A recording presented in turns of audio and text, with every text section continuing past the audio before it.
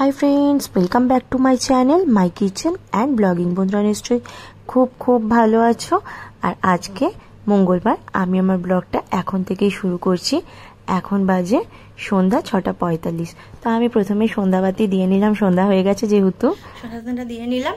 আর এবারে কি করব, আজকে একটু বেরোনোর কথা ছিল, যাই হোক বেরোনো তো আর হয়নি। তো এখন যাব কিচেনে, দেখি কিছু খাবার বানাবো, মানে সন্ধ্যাবেলায় বাইরে থেকে তো কিছু আনবো না, স্ন্যাক্স ট্যাক্স ঘরেই কিছু একটা করবো। দেখি কিমচি আছে, কিমচি করবো। কিচেনেতে চলে এসেছি, এবার কিমচিটা বানাবো।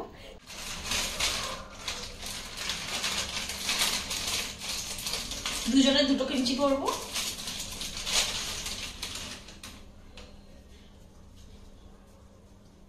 আজকে কিন্তু আমাদের বেরোনোর কথা ছিল, কিন্তু বৃষ্টি হচ্ছে আর সেই জন্য বেরোনোও হলো না।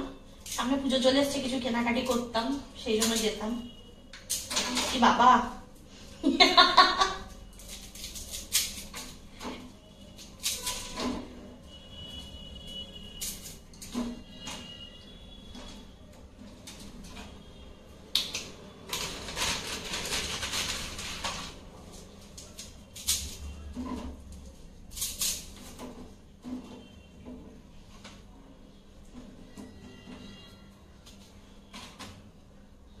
সেদ্ধ হোক।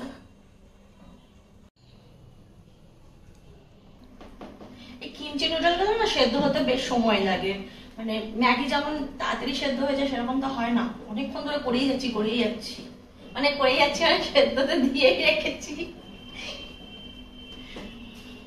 একটু সেদ্ধ হয়ে গেছে, এবার মশলাটা দিয়ে দিই।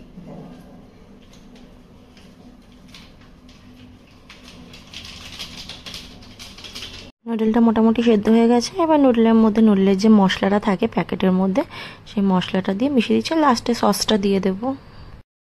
ম্যাগিটা হয়েই গেছে, এবার একটু সসটা মিশিয়ে নেবো, ব্যাস। ম্যাগি না, সরি, নুডলটা হয়েই গেছে। এবার সস মিশিয়ে নেবো, মানে এর সাথে তো মানে এর সঙ্গেই থাকে প্যাকেট সস, সেটা দিয়ে দেবো।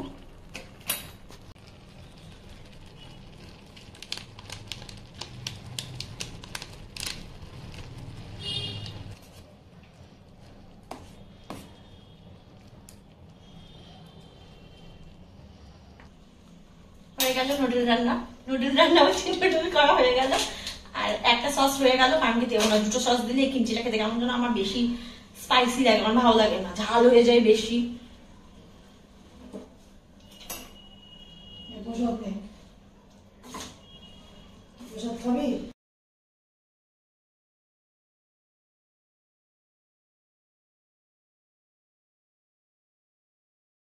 নুডলসটা দিয়ে চলে এসেছি। আজকে আমাদের বেরোনোর কথা ছিল, বললামই তো আগে। তো পুজো চলে এসেছে, কিছু কেনাকাটি করবো ভেবেছিলাম। আর তারপরে পুজোর সময় মানে আমাদের প্ল্যান হয়েছে যে সমুদ্র ঘুরতে যাব। মানে অনেকদিন তো অনেক কোথাও ঘুরতে যাই না, তো তাই ঠিক হয়েছে সমুদ্র। কিন্তু মানে আগে থেকে সব কিছু হয়নি, হঠাৎ করেই যাওয়া হবে। তো সেরকমই, তো তাই ভাবলাম কিছু জিনিসপত্রও কিনে আনি। তো এত বৃষ্টি নামলো যে যাওয়া হলো না। আমি যেটাই বানালাম ওটাতেই নিয়েছি, পুরো চারিদিক ঘেরিয়ে গেছে।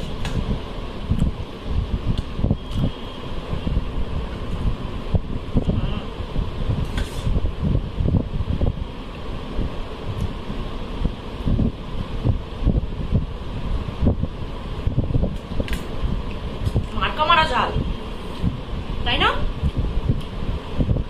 তুমি বোবা হয়ে গেছো? না, তাহলে উত্তর দাও না। খুবই ঝাল, আমিও ঝাল খাই, বাট এটা খুবই ঝাল লাগছে। তোমার তো ঝাল লাগবেই। হ্যাঁ, সাংঘাতিক ঝাল।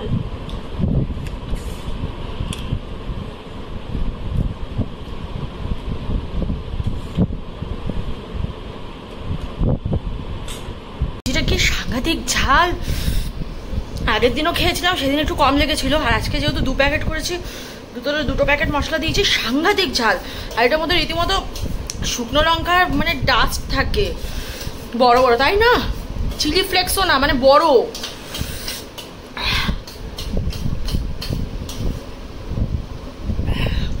কি ঝাল। কিচেনে চলে এসেছি, আজকে বানাবো পনির। যা একখানা কিমচি খেলাম, ঝালে একবারে জিভ টিপ ফুরে গেল। যাই হোক, এটা কি এনেছো? পোস্ত?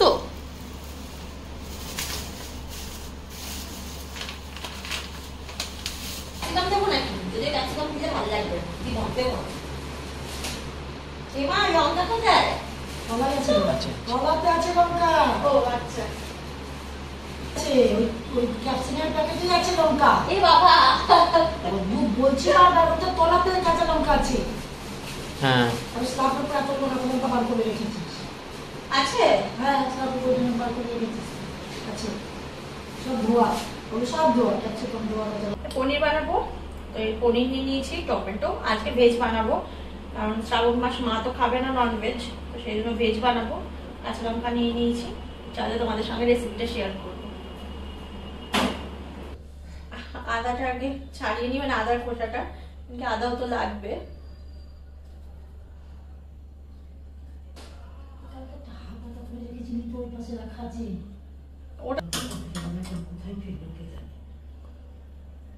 হয়ে গেছে আদা ছাড়ানো। আদাটা আমি গ্রেটার দিয়ে গ্রেট করে নিই, আর টমেটোটাও পিউরি করে নেবো, কারণ কি আমার মিক্সারের যে একদম ছোট মানে জারটা হয় সেটা খারাপ হয়ে গেছে, মানে ওর যে ভেতরে যে চাকা মতন যেটা থাকে ওটা স্ক্রুটা ঢিলা হয়ে গেছে, তো ব্লেডটা অ্যাকচুয়াল ওটার স্ক্রুটা ঢিলা হয়ে গেছে, তো ওই জন্য ওটাতে বড়টাতে তো আর এইটুকু জিনিস মানে এইটুকু মশলা করা মানে হবেও না ভালো মতো, সেই জন্য এটা দিয়ে ইয়ে করে নিলাম। এখানে আদাটা গ্রেট করে নিলাম, এবার টমেটোটা পিউরি করবো।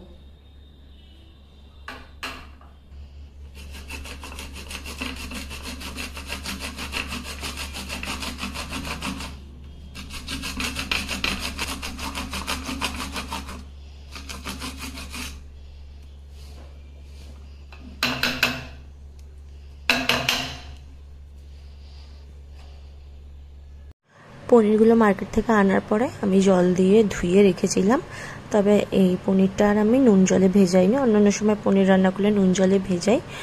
এবারে পনিরটাকে ধুয়ে জল ঝরিয়ে রেখেছিলাম, এবার পনিরটাকে টুকরো টুকরো করে কেটে নিচ্ছি। আর ছুরিটা কোথায় রাখা হয়েছে মনে পড়ছে না, কাটলারি দিয়ে পনিরটা কেটেছি। এবার কড়াইয়ে সাদা তেল দিয়ে দিলাম, তেলটা গরম হতে দেবো, পরিমাণ মতন তেল দিলাম। এবার একে একে পনিরগুলোকে ভেজে নেব ভালো করে। তেলটা একটু বেশি গরম হয়ে গেছে।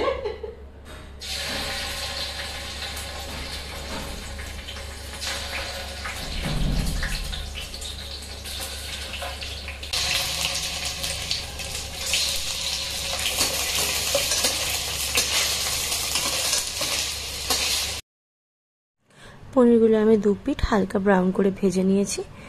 এবার একটা পাত্রে একে একে তুলে নেব, কারণ পনিরগুলো ভাজা হয়ে গেছে। এবার ওই তেলের মধ্যেই আমি আর অল্প একটু তেল অ্যাড করেছি, মানে ওই সাদা ভাজা পনিরের সাদা তেলটাতে। এবার তার মধ্যে দিয়ে দিচ্ছি তেজপাতা, দারচিনি, এলাচ, লবঙ্গ আর বেশ কটা গোটা গোলমরিচ। এটা ফোড়নে দিয়ে তারপরে নাড়াচাড়া করতে হবে যতক্ষণ না পর্যন্ত স্মেলটা উঠছে গরম মশলা থেকে স্মেল উঠে আসলে টমেটো আর আদাটাকে যে বেটে রেখেছিলাম সেই টমেটো আদা বাটাটা দিয়ে নাড়াচাড়া করতে হবে তেলের মধ্যে ভালো করে। যখন টমেটো আর আদাটা নাড়াচাড়া করতে করতে ভাজা ভাজা মতো হয়ে আসবে, তখন দিয়ে দেবো জিরে গুঁড়ো পরিমাণ মতো, ধনিয়া গুঁড়ো পরিমাণ মতো, আর এখন আর কোনো মশলা মেশাবো না, দিয়ে ভালো করে ভাজা ভাজা করে কষিয়ে নেব। এবারে আমি আরেকটা মশলা তৈরি করে নিচ্ছি। মিক্সারের জারে দিয়ে দিলাম পোস্ত, কটা কাজু, আর দিয়ে দিচ্ছি দই, টক দই। আমি জল ঝরাতে পারিনি, তোমরা জল ঝরিয়ে দিও, আর কটা আস্ত গোটা কাঁচা লঙ্কা। এবার আমি একটা স্মুথ পেস্ট বানিয়ে নেব। মশলাটা করে নিই। হয়ে গেছে মশলাটা। পোস্তটা কতটা ভালো বাটা হয়েছে সেটা হচ্ছে ব্যাপার। এই যে কড়াইয়ে যে মশলাটা কষাতে দিয়েছিলাম সেই মশলাটা বেশ ভাজা ভাজা হয়ে এসছে, দেখতেই পাচ্ছ। এবারে এই মশলাটার মধ্যে আমি যে পেস্ট করলাম মশলাটা দই দিয়ে, সেই মশলাটা দিয়ে দেব। এবার ভালো করে কিন্তু আগের মশলাটার সাথে এই মশলাটাকে ভালো করে মিশিয়ে দিতে থাকবো আস্তে আস্তে করে। দেখবে যতক্ষণ পর্যন্ত মানে তেল ছাড়ছে মশলা থেকে, ততক্ষণ পর্যন্ত আমি একদম লো ফ্লেমে কষাতে থাকবো মশলাটাকে। এবারে অ্যাড করব পরিমাণ মতো নুন, তারপরে নুন দিয়ে ভালো করে নাড়াচাড়া করে মানে মশলার সাথে মিশিয়ে দিয়ে তারপরে অ্যাড করব আমি স্বাদ মতন চিনি। এবার চিনিটাকেও ভালো করে কিন্তু মশলার সাথে মিশিয়ে দেবো। আর দেখতেই পাচ্ছ মশলা থেকে আস্তে আস্তে তেল কিন্তু ছেড়ে আসছে। মানে এবারে আমি এই মশলার মধ্যে একটু জল অ্যাড করব। আমি মিক্সিতে বাকি যে মশলাটুকু রয়েছিল সেটাকেই জল দিয়ে ধুয়ে অল্প অল্প করে মশলায় দিয়ে মশলার সাথে মিশিয়ে দেব, যাতে একটুও লাম্প হয়ে না থাকে মশলাটা, মানে ডলা পেকে যাতে না থাকে। একটু একটু করে জল দেব আর ভালো করে মেশাতে থাকবো জলের সাথে মশলাটাকে। এরপরে আমি এর মধ্যে দিয়ে দেব ভেজে রাখা পনিরের টুকরোগুলোকে।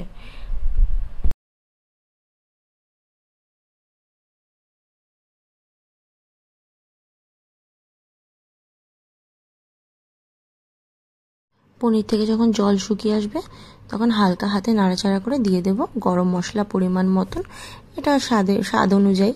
তারপর গরম মশলাটাকে গ্রেভির সাথে মিশিয়ে দেব আর তারপরে গ্যাস বন্ধ করে দিয়ে মিশিয়ে দেব 1 চামচ মতন ঘি। এবার গ্যাস থেকে আমি কড়াইটাকে নামিয়ে রাখবো, কারণ কি গ্যাসের ওপর যদি বলে বসিয়ে রাখা হয় কড়াই, যতই গ্যাস অফ করে দেওয়া হোক কিছুক্ষণ নাকি প্রসেস হতে থাকে কুকিং। আমাদের রান্নাবান্না কমপ্লিট হয়ে গেল, মানে আমার হলো। এবার মা করবে কি পেঁপে আলু তরকারি করবে, ভাত করবে। আর যেহেতু শ্রাবণ মাস তো মা কোনো রুটি শাঁকা টাকা তো খায় না। আর আমি যেহেতু এই পনিরের এই আইটেমটা করেছি সেজন্য আমার বর বলেছে আজকে রুমালি রুটি খাবে। তো আমিও হাঁটতে বেরোই রাত্রিবেলা, তো একসাথেই চলে যাবো একটু বাদে আমি আরও, দুজনে মিলে গিয়ে রুমালি রুটিটা কিনে আনবো। আর মা এখন ভাতটাতে এই সমস্ত যা করার করবে। আমি দুজনে এখন বেরিয়েছি, মানে আমি তো হাঁটতে বেরিয়েছি আর ও রুমালি রুটি খাবে, সেই জন্য তো বাড়ি ফিরে তোমাদের সঙ্গে দেখা হচ্ছে। আমাদের তো রুটি ফুটি কেনা হয়ে গেছে, রুমালি রুটি তো পাইনি। মারাত্মক বৃষ্টি পড়ছে, বৃষ্টি ভিজতে যাচ্ছি বাড়ি। একটু আস্তে হাঁটো। তাতে কি ঘরে চলে এসেছি, হাঁপিয়ে গেছিস, প্রায় ছুটতে ছুটতে এসেছি, ঘেমে স্নান। এত বৃষ্টি হচ্ছে তাও গরম কমছে না। এখন যাবো ফ্রেশ ট্রেশ হবো। মায়ের এখনো রান্না কমপ্লিট হয়নি, খেতে অনেক দেরি হবে।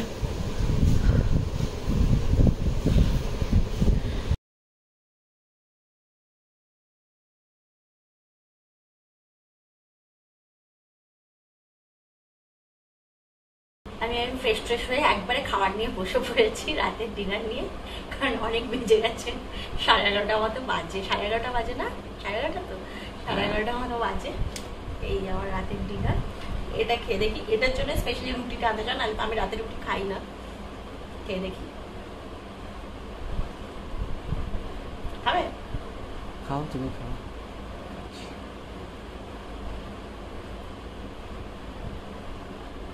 ভালো লাগছে।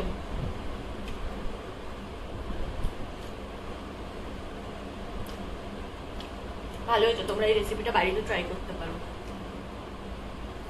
সিরিয়াসলি খুব ভালো হয়েছে। যাই হোক, আমরা খাওয়া দাওয়া করে নিই এবার। আজকের ব্লগটা এই পর্যন্তই। যদি তোমাদের আমার আজকের ব্লগটা ভালো লাগে তাহলে কিন্তু একটা লাইক করবে, আর আমার channel my kitchen and blogging চ্যানেলটাকে সাবস্ক্রাইব করতে ভুলবে না। দেখা হচ্ছে আবার নেক্সট ব্লগে। তোমরা খুব ভালো থাকবে, সুস্থ থাকবে আর সাবধানে থাকবে। চলো, টাটা।